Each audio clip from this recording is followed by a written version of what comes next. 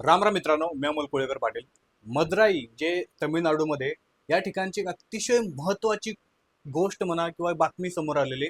खरं तर एक 2-3 दिवसापासूनची बातमी समाज माध्यमावरती व्हायरल झालेली आणि या बातमीमध्ये पहिल्यांदा इतिहासामध्ये पोलिसांना फाशीची शिक्षा झालेली आहे आणि एका दोघांना नाही तर 9 जणांना. आणि फाशीची शिक्षा झालेली तेही एका बहादूर आपल्या एका पोलीस बहिणीमुळे. नक्की प्रकरण काय आहे? घटना काय आहे? आणि खरंच हे फक्त तमिळनाडूमधल्या मदुराईमध्ये होऊ शकतं की पूर्ण भारतामध्ये देखील होण्याचे चान्सेस आहेत? नक्की घटना काय ती पहिले समजून घ्याव्या. नक्की माहिती काय आहे, घटना काय आहे आणि का 9 पोलिसांना फाशीची शिक्षा सुनावण्यात आली, जी भारताच्या इतिहासामधली पहिली घटना असू शकते. तर तमिळनाडूमधल्या थुथुकुडी नावाच्या एका जिल्ह्यातली साथानाकुलम या पोलीस स्टेशनची घटना आहे. या ठिकाणी 2020 साली कोविड लागला होता, आपल्या सगळ्यांना माहिती आहे. आणि जून महिन्याच्या 21 तारखेला किंवा 19 तारखेला या कोविडमध्ये एक बाप आणि मुलगा त्या ठिकाणी राहत होता आणि त्याचं मोबाईल शॉपचं दुकान होतं. कोविडमध्ये तुम्हाला सगळ्यांना माहिती होते की कुठल्या तज्ज्ञांनी हे नियम लावले होते की की या वेळेच्या नंतर बाहेर पडायचं नाही किंवा याच वेळेच्या मध्ये बाहेर पडून हे करायचं. मला माहित नव्हतं कोरोना काय त्याच वेळेमध्ये बाहेर पडत होता किंवा कशा प्रकारे होतं, ते नंतरचा पार्ट आहे. परंतु तो नियम जो होता की या वेळेपर्यंतच दुकानं चालू ठेवायची, या वेळेपर्यंतच भाज्या घेऊन जायचं, नंतर बंद सगळं. तर त्या वेळेमध्ये एका व्यक्तीनं त्याचं मोबाईलचं दुकान हे सुरू ठेवलं होतं. त्याचं नाव होतं पी जयराज. आणि ह्या पी जयराजनी त्याचं मोबाईल शॉप ठराविक वेळेपेक्षा थोडं जास्त वेळ दुकान सुरू ठेवलं म्हणून त्या साथानुकुलम नावाच्या पोलीस स्टेशनमधल्या पोलिसांनी त्या पी जयराजला त्या ठिकाणावरनं अटक केली. त्याला पोलीस स्टेशनला नेलं आणि इतकं मारलं, तुडवलं की संध्याकाळपर्यंत सोडलंही नाही. संध्याकाळी ज्या वेळेला मुलगा बेनिक्स नावाचा त्याचा मुलगा आहे आणि हा बेनिक्स ज्या वेळेला पप्पांना काय झालं किंवा वडिलांना काय झालं म्हणून पोलीस स्टेशनला गेला, त्यावेळेला त्याला देखील अटक केली. आणि त्याला अटक करून त्यालाही बापाच्या समोर इतकं बेदम मारलं. दोन्ही बाप मुलाला एकमेकासमोर हे 9-10 पोलीस मिळून मारत होते आणि सगळं दृश्य बघत होती त्या ठिकाणी काम करणारी एक आपली बहादूर बहीण, जी त्या ठिकाणी पोलीस कॉन्स्टेबलचं काम करत होती. हे सगळं तिच्या डोळ्यांनी बघत होती, परंतु हे सगळे मारणारे तिचे वरिष्ठ होते. त्यामुळे वरिष्ठांच्या आदेशाचं म्हणा किंवा वरिष्ठांना ते उलट प्रश्न विचारू शकत नव्हती, म्हणून त्या ठिकाणी ती हतबल होती. या हरामखोरांनी 9 पोलिसांनी 10 पोलिसांनी इतकं भयानक त्या बापलेकाला मारलं की जे अंगावरचं रक्त पडायचं हे एकमेकांचं रक्त साफ करायला लावायचे. इतकी अमानुष क्रूरता या पोलिसांनी केली. ज्या वेळेला त्यांना पोलीस स्टेशनवरनं कोर्टात हजर करण्यात आलं, त्यावेळेला 3-4 वेळा त्यांचे ड्रेसेस चेंज करण्यात आले पोलीस स्टेशनपासून कोर्टापर्यंत जाईपर्यंत, की जेणेकरून कोर्टाला हे समजू नये. कोविडचा काळ होता, कोर्ट देखील एक डिस्टन्स मेंटेन करून ह्या सगळ्या गोष्टी करत होतं. पोलिसांनी घाईघाईमध्ये त्या आरोपींना कोर्टासमोर दाखवलं, कोर्टानं लांबूनच बघितलं आणि तात्काळ पोलीस कस्टडी वाढवून दिली, म्हणजे मागितलेली त्याला दिली.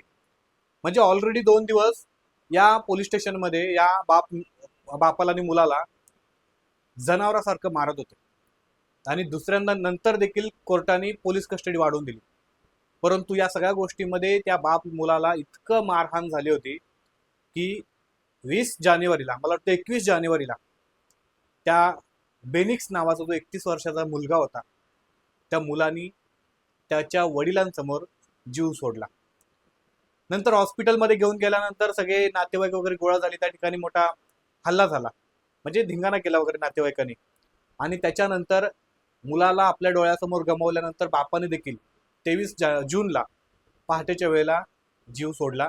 आणि ह्या 2 बाप बेट्यांनी पोलिसांच्या मारहाणीमध्ये आपला जीव गमावला होता.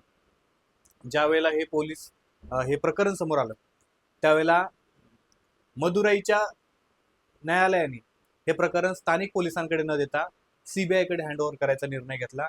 आणि सीबीआयनी ज्यावेळेला हे तपास हातात घेतला, त्यावेळेला त्यांना समजलं की या 9 पोलिसांनी हे सगळे पुरावे नष्ट करायचं काम केलेलं आहे, सीसीटीव्ही नष्ट करायचं काम केलेलं आहे आणि त्या ठिकाणी असणाऱ्या प्रत्येक पोलिसांना धमकी देऊन त्यांच्या विरोधामध्ये जबाब देण्यासाठी किंवा न देण्यासाठी तयार केलं होतं.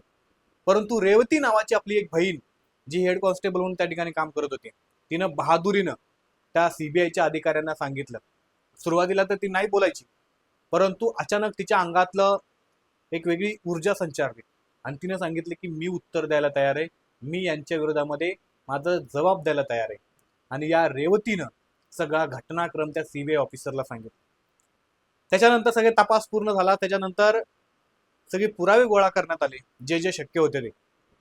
आणि 2020 ची घटना आहे. 2026 मध्ये म्हणजे जवळपास 6 वर्षानंतर या घटनेचा निकाल आला आणि हा निकाल भारतातल्या प्रत्येक नागरिकाचं मन शांत करणारा होता.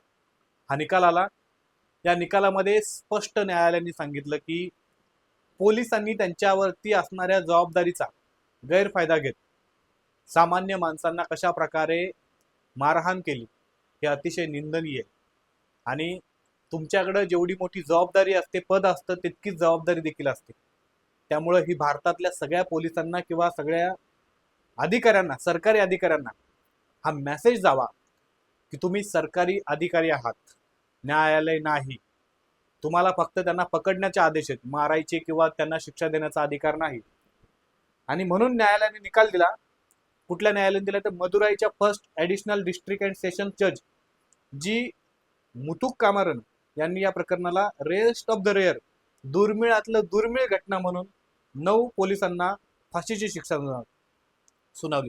या सगळ्या प्रकरणामध्ये 10 जण होते, परंतु एक हरामखोर हा 2020 सालीच कोविडनं मेला होता आणि बाकीचे 9 आहेत त्यांना आता फाशीची शिक्षा झालेली.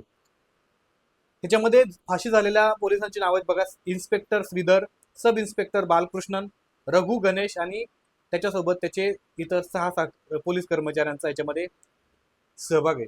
खरं तर त्या रेवती नावाच्या महिला कॉन्स्टेबलला सलाम करायचा आहे.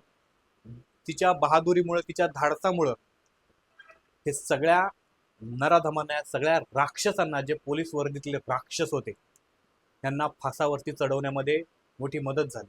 पण हे काही सहजासहजी झालं का मित्रांनो? या 6 वर्षामध्ये त्या रेवतीवरती काही कमी दबाव आणला गेला असेल का या 6 जणांकडून, या 9 जणांकडनं? असं नाहीये. म्हणजे अतिशय प्रचंड त्या रेवती आणि तिच्या कुटुंबावरती दबाव टाकायचा प्रयत्न केला. परंतु मदुराईच्या न्यायालयाने एक अतिशय महत्वाची गोष्ट सांगितलेली ज्यावेळेला हा तपास सुरू झाला, त्यावेळेला रेवती आणि तिच्या पूर्ण कुटुंबाची जबाबदारी ही सीबीआय आणि पोलिसांची आहे. आणि त्यामुळं रेवतीला, जी आपली बहीण आहे, तिला पेड लीव्ह दिली होती. जोपर्यंत हा निकाल लागत नाही तोपर्यंत सरकारी सुट्टी, तेही भर पगारी. आणि एका अज्ञात स्थळी तिला सुरक्षतेमध्ये ठेवण्यात आलं होतं, जेणेकरून या राक्षसांचा वध करता येईल आणि या राक्षसांना फाशी देता येईल. ह्या 9 राक्षसांसारखे या महाराष्ट्रामध्ये, भारतामध्ये अनेक राक्षस आहेत, अनेक राक्षस आहेत. कुठल्या ना कुठल्या पोलीस स्टेशनमध्ये 100% असे राक्षस जन्माला आलेले आणि पैदा झालेले आहेत आणि ते राजकारण्यांनी त्यांच्या स्वतःच्या फायद्यासाठी, स्वार्थासाठी ठेवलेले आहेत.